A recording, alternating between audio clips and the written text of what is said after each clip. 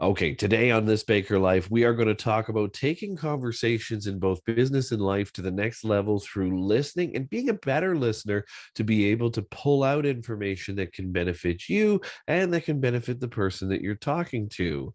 And listening is such a key and important feature to anything you do in life, not just in business, but obviously when you're interviewing people, when you're doing different things, when you're even out in the world doing things like coaching your kids' soccer or you're out there just having conversations with family.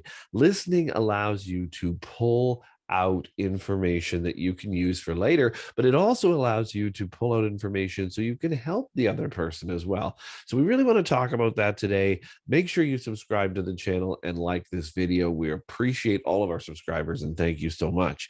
So today we're going to talk about that listening, and I want to talk in particular about job interviews and how this is sort of going to a 5.0 situation. You know, when behavioral interviewing started, you remember these questions, right? You had your first job or you had your second job you were applying for, and they told you, tell me about a time when. And a lot of times people hate those questions.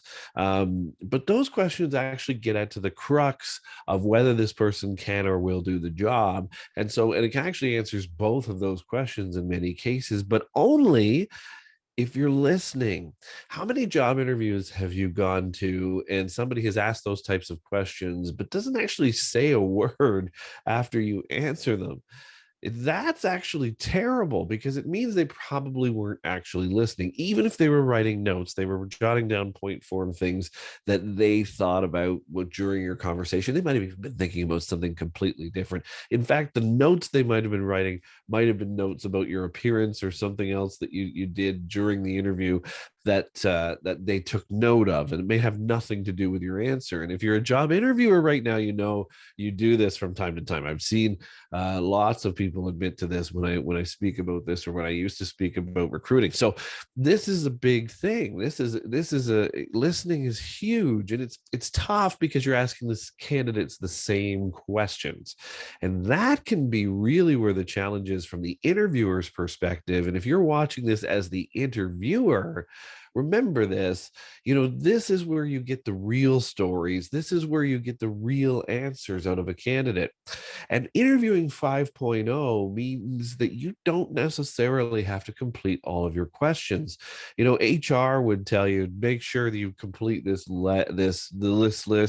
extensive list of 10 behavioral descriptive questions. Find out a situation when a customer had a trouble and you solved it. Okay, well, that's great. But if that first answer is 10 minutes long and it has a lot of great information about who this candidate could be in your role, it's actually better to keep asking questions about the same situation, even if your interview time expires and you can't get to two or three of those questions.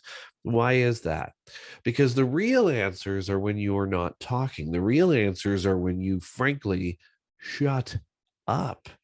That's the reality. That's how you're going to select the right candidate for the position. How many times has the wrong candidate been selected for the position because they dazzled in lies?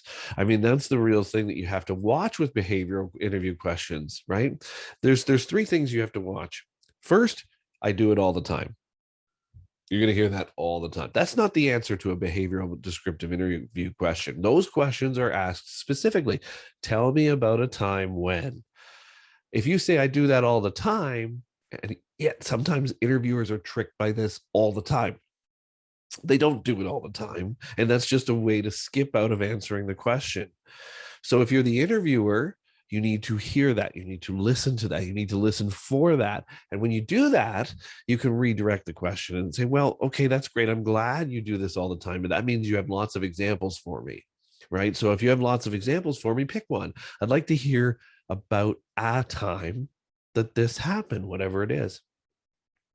And when you get that, you get into an actual conversation. And I think interviews now need to be more conversational.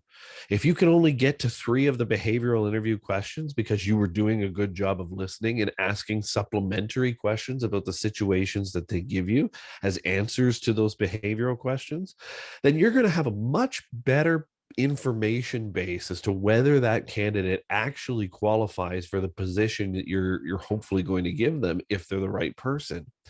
And through behavioral interview questions, you can actually really assess not only the can they do the job and the will they do the job, but even the do they fit into your culture. And the fit into your culture is sometimes more important than even the can and the will, because if they don't fit into your company culture, it's going to be hard to achieve the results, even if they're really good at the can and the will they do the job side of things. So you can get all of this information by opening your ears and listening. You don't even have to take notes. In fact, in a lot of cases, I would say don't take notes. You'll remember most of these questions. And if you do have to take notes, take them very briefly and only because you asked a supplementary question. This is really, really important. I do this all the time, or I don't understand the question, right? Is a concern, because that either means that they're lying or they didn't understand how to properly answer the question. Now, let's get to that point. If the candidate doesn't understand how to properly answer a behavioral descriptive question, this does not disqualify the candidate.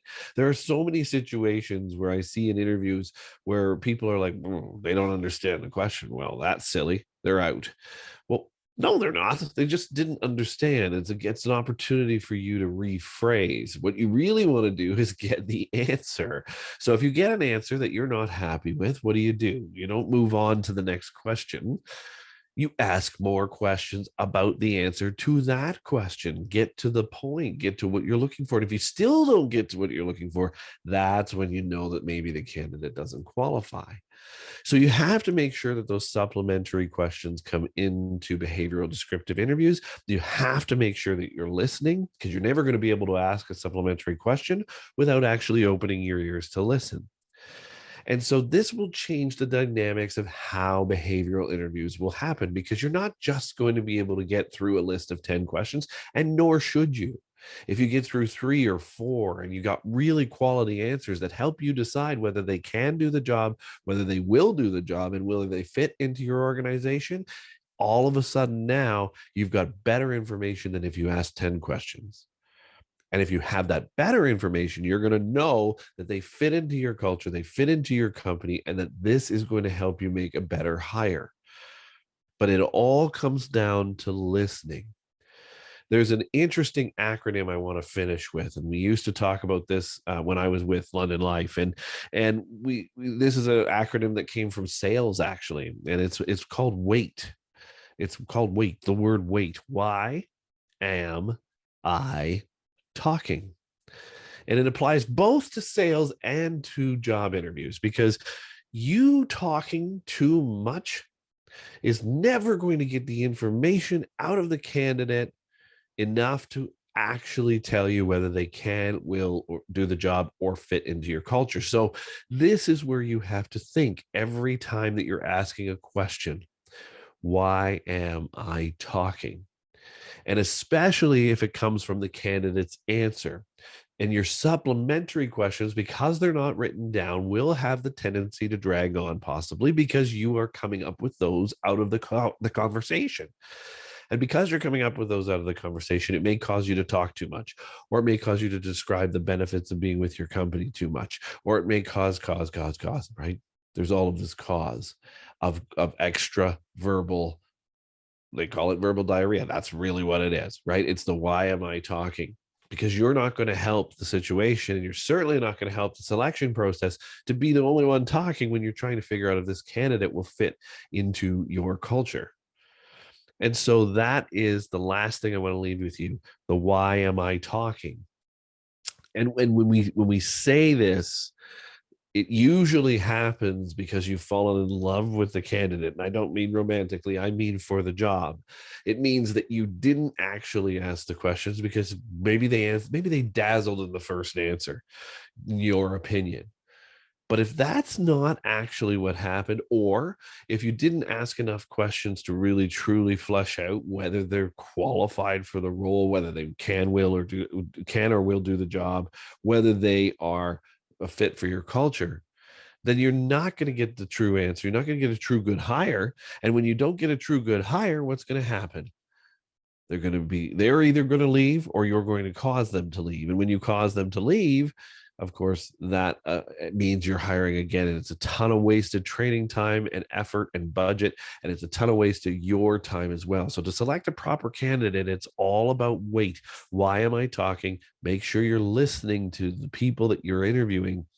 But also, if you don't get through all of the questions, that's okay. That's behavioral interviewing 5.0, is to make sure that you get through 2, maybe 3 of those behavioral questions, but you've listened all the way through and you've asked supplementary questions. And for all purposes, get the reference from the interview questions. Don't get a sheet of 3 names that the person wrote down. Those people are always going to give them or give you a person that's going to say dazzling things about them. Why would you give something that somebody's going to say a poor thing? So if you hear a great example in a behavioral question, where, the boss became really enamored by this candidate because of the way they handled a client or a customer in a difficult situation, you got a real good answer that had a specific situation and a specific time frame, then you can ask, can I have that boss's name as one of your references? This is a great opportunity to make sure you get good quality references that are going to actually tell you whether this candidate's going to make the role for you or not. And the reality is you get real opinions, right? It might throw the candidate off a little bit, but that's okay, because they were expecting to just be able to give you a list of Uncle Bob, who's really going to pretend to be Kevin Smith, who was the boss of this person. You don't need any of that. You need real references from the answers that they're giving. So when you're looking at behavioral descriptive interview questions, you need to now worry about listening. Why am I talking? Getting specific, measurable answers that they're actually giving you from an actual time. Give the time frame. So when did this happen? That could be a very easy supplementary question. Give the boss's name, because you probably, or get the boss's name, because you're probably going to ask for that as a reference. If you do those things only, you are going to hire a top candidate. You are going to hire a top performer, because you're now getting real information and you're getting good information. And when you can get good information, you're going to get good people and your organization is going to grow.